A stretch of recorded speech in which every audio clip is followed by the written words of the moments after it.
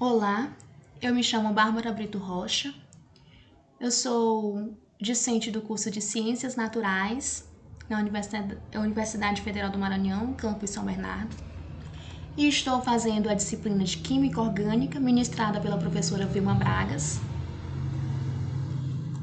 E hoje nós iremos falar sobre reações de eliminação. E como livro de apoio, nós iremos usar o livro de Ricardo Feltri.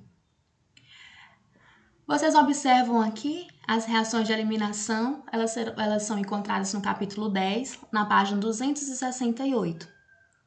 Hoje nós iremos introduzir sobre as reações de eliminação, iremos falar sobre a eliminação de átomos ou grupos vizinhos, sobre as eliminações múltiplicas e as eliminações de átomos ou grupos afastados. Turma, as reações de eliminação, elas formam um grupo muito importante nas reações na química orgânica, principalmente nas indústrias, sendo um ponto de partida para a produção de diversos plásticos, como os polietilenos. O polietileno, como sabemos, ele é um polímero resultante de adições sucessivas de várias moléculas de etileno. Então, nós podemos dizer que o etileno ele tem 1001 utilidades. Ele é produzido a partir de reações de eliminação em alcanos do petróleo, do álcool da cana e do gás natural. O etileno ele gera polímeros de várias densidades e propriedades, conforme as condições das reações e os catalisadores usados na produção. Vocês observam aqui na imagem ao lado, nós temos uma estrutura do etileno. Os polímetros eles são divididos em polietileno de baixa densidade, o PEBD, em polietileno de alta densidade, o PEAD, polietileno linear de baixa densidade, o PELDB, e o polietileno de ultra alta peso molecular, o PEUAPM. Então, o que é que caracteriza o polietileno de baixa densidade? Ele é flexível, resistente, ele é utilizado na fabricação de saquinhos de supermercados, de embalagens industriais, embalagens de alimentos, produtos farmacêuticos e entre outros. E a sua estrutura ela é altamente ramificada. O polietileno de alta densidade, ele é muito resistente, ele é translúcido. Diferente do polietileno de baixa densidade, ele é menos flexível e ele também é menos transparente. E eles são utilizados na fabricação de bacias, na fabricação de baldes, brinquedos, frascos de detergentes, de caixa d'água, entre outros produtos. O polietileno linear de baixa densidade, eles são maleáveis e são muito resistentes ao impacto. Eles são empregados em embalagens de alimentos, em fraldas, brinquedos, revestimentos de fios, entre outros. E as suas cadeias, elas são essencialmente lineares, com ramificações curtas. E os polietileno de ultra alta peso molecular, eles são opacos, fortes e resistentes. E eles são mais aplicados em indústrias, como em peças especiais, em válvulas, em revestimentos antiaderentes, próteses ortopédicas, entre outros. E a sua estrutura ela é semelhante à do PEAD, mas com altíssimo peso molecular. Agora, como nós já vimos sobre os polietilenos, nós vamos entrar nas reações de eliminação. Turma, no capítulo anterior, nós falamos de reações de adição, onde nós aprendemos que nessas reações as substâncias elas eram adicionadas em compostos orgânicos, sendo esses geralmente insaturados devido à presença de duplas ligações ou de triplas ligações. Nas reações de eliminação, nós vamos observar que elas são, podemos dizer, um caminho inverso das reações de adição, onde os átomos ou grupos de átomos eles serão eliminados, ou seja, eles serão retirados da molécula orgânica, criando ligações duplas ou ligações triplas. E ele pode fechar a cadeia carbônica com a formação de cadeias cíclicas ou de anéis. Vocês observam aqui na definição, né, mais clara para vocês, que são aquelas nas quais alguns átomos ou grupos dos átomos são eliminados por moléculas orgânicas. E vocês observam aqui no exemplo. Ó, como vocês podem observar aqui no exemplo, os átomos de cloro, eles estão ligados no carbono. Então, se eu eliminar os átomos de cloro da molécula, carbônica, então os ligantes eles vão fazer uma ligação. Eles terão que fazer uma ligação para compensar isso. Então vocês observam aqui que eles vão fazer uma ligação dupla. Quando eu retiro os cloros eu desligo os cloros, elimino os cloros daqui, eles vão ter que fazer uma ligação dupla. E aqui nós temos o cloreto de zinco. Eliminação de átomos ou grupos vizinhos. As reações de eliminação, elas consistem na perda ou eliminação de átomos ou grupos de átomos de compostos orgânicos e que, consequentemente, eles irão formar outros compostos orgânicos. E os principais casos de reações de eliminação são as eliminações de hidrogênio, que são as desidrogenação, as eliminações de halogênios, que é a dehalogenação, as eliminações de halogenidretos, em que nós temos o ácido clorídrico, ácido bromídrico e o iodeto de hidrogênio, né, que são os desidrohalogenação, e nós temos a eliminação de água, que é a desidratação. Eliminação de hidrogênio. A reação de desidrogenação, então, para essa reação acontecer, a desidrogenação de uma molécula, nós iremos usar o calor como catalisador. Turma, nesse tipo de reação, nós vamos ter como molécula inicial um alcano, como vocês podem observar aqui no exemplo, que após o processo, ele irá se tornar um alceno. Então, se vocês observarem aqui na imagem, né? Vocês observem que cada carbono, ele irá perder uma ligação de hidrogênio, onde irão ficar elétrons livres. Então, nessa elétrons livres, vai acontecer a dupla ligação. Então, vocês podem observar aqui, né, com a perda do elétron e com o catalisador de calor. Então, a gente formou aqui uma dupla ligação. Então, a eliminação de hidrogênio, na desidrogenação, acontece isso. As reações de halogênios, as dehalogenações. Nessas reações, irá acontecer a retirada de dois halogênios e um hidrocarboneto.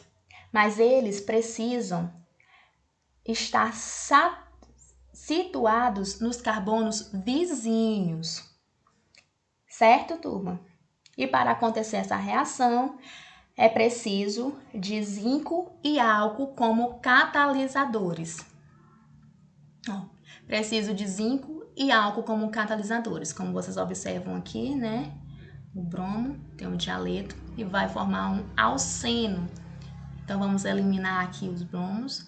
Vamos formar uma dupla ligação, formando um alceno. Eliminações de halogenidretos.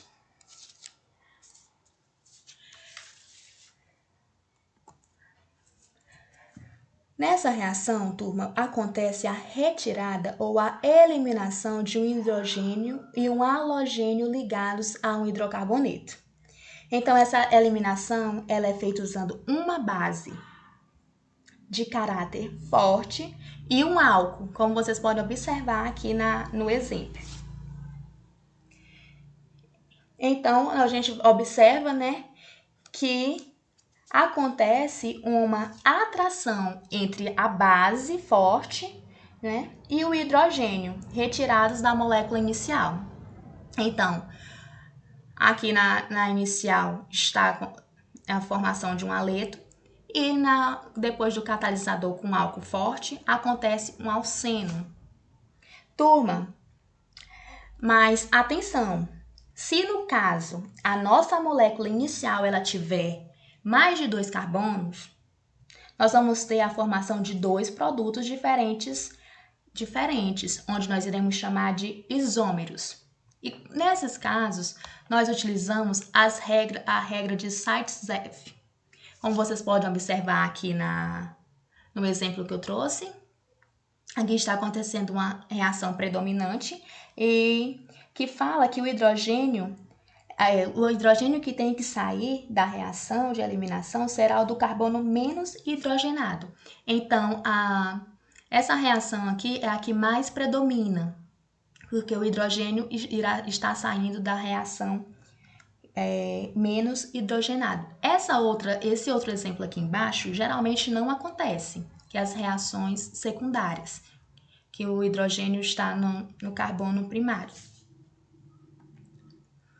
Eliminação versus substituição.